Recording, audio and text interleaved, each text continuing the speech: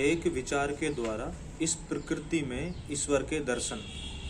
संभवतः आपने यह विचार करा होगा कि इस प्रकृति में एक विचार ही एक ऐसी चीज़ है जिस तरीके से हम उसमें चिंतन करते हैं और मंथन करते हैं, जिस तरीके से हम उस प्रकृति को सोचते हैं उसके अनुरूप ही ये प्रकृति हमें वैसे ही चीज़ें देना शुरू कर देती है।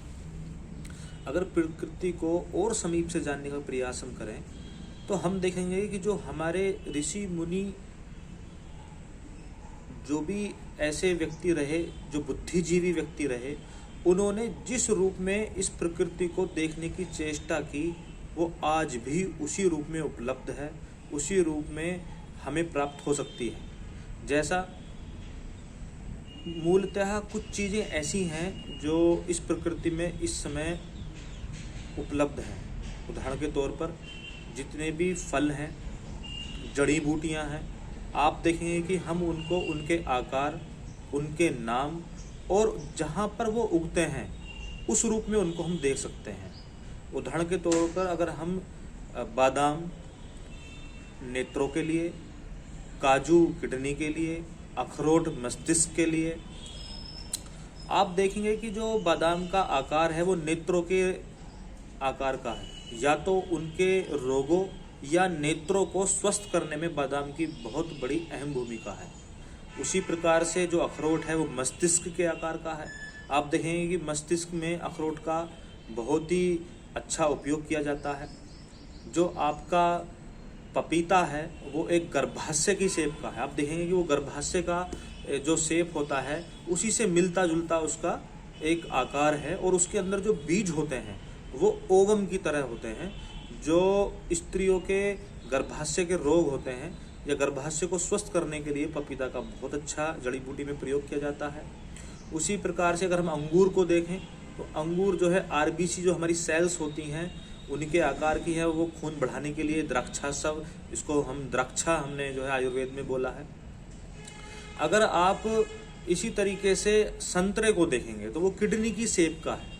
किडनी की शेप में आप देखेंगे कि जो मूलतः एल्कलाइजर हैं, जो पेशाब संबंधित रोग हैं उनमें एल्कलाइजर का हम प्रयोग करते हैं, और उसमें विटामिन सी का कॉम्बिनेशन दिया जाता है।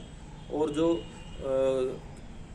आपका संतरा है वो पेशाब या यूरिन संबंधित रोगों में बहुत लाभकारी है। ये उनके आकार पर एक हम उनके दर्शन कर सकते हैं प्रकृति में जो चीज़ उपलब्ध है। अब हम नाम पे जाएं, जैसे ब्रह्मी एक जड़ी बूटी है।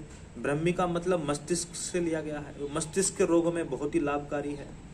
अश्वगंधा है, जो अश्व है वो घोड़े के लिए हम यूज़ करते हैं, तो अश्वगंधा जो है एक एनर्जी बूस्टर है।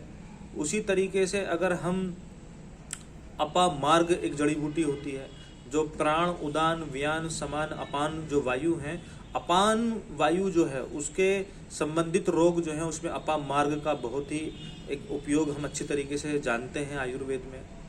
अगर हम देखते हैं कि कुछ ऐसे भी फल हैं जो उनको हम एक खास मौसम में खास जगह पे उगाते हैं। जैसे तरबूज और खरबूजा है, वो अधिकतर वहाँ उगाया जाता है जहाँ पानी की अधिकता है। और डिहाइड्रेशन के समय जब गर्मी बहुत ज़्यादा पड़ती है तो तरबूज और खरबूजे का हम उपयोग करते हैं। कहने का संक्षेप में सिर्फ एक यही मैं बताना चाहता हूँ कि जो प्रकृति में ईश्वर के दर्शन हैं वो आज भी हैं। मानव कल्याण के लिए या व्यक्ति को स्वस्थ रहने के लिए जिन जिन संसाधनों की, जिन जिन जड़ी बूटियों की, पदार्थों की हमें आवश्यकता है उसको हमें कोई पढ़ने की ज़रूरत नहीं है, वो आज भी उसी माध्यम से उपलब्ध हैं। और अगर एक खास विचारधारा से, विचार से हम प्रकृति में विचरते हैं, मंथन करते हैं, चिंतन करते हैं, अगर हम इसको उसी माध्यम से, उसी तरीके से दर्शन करते हैं तो वो चीज़ें आज भी उपलब्ध हैं जो हमारे लिए उपयोगी सिद्ध होती हैं। इसलिए जैसा हम बीज इस प्रकृति में डालते हैं वैसा ही फल और वृक्ष हमें प्राप्त होते हैं। जैसा विचार हम लेके इस प्रकृति में विचरते हैं उतने ही बड़े विचारक हम बनते हैं, या उतने ही बड़े हम अपने लक्ष्य को प्राप्त करने के लिए उसी संसाधनों को इस प्रकृति में जुटा लेते हैं। अतः प्रकृति में उस ईश्वर के दर्शन के लिए प्रत्येक व्यक्ति को चिंतन करना चाहिए। धन्यवाद।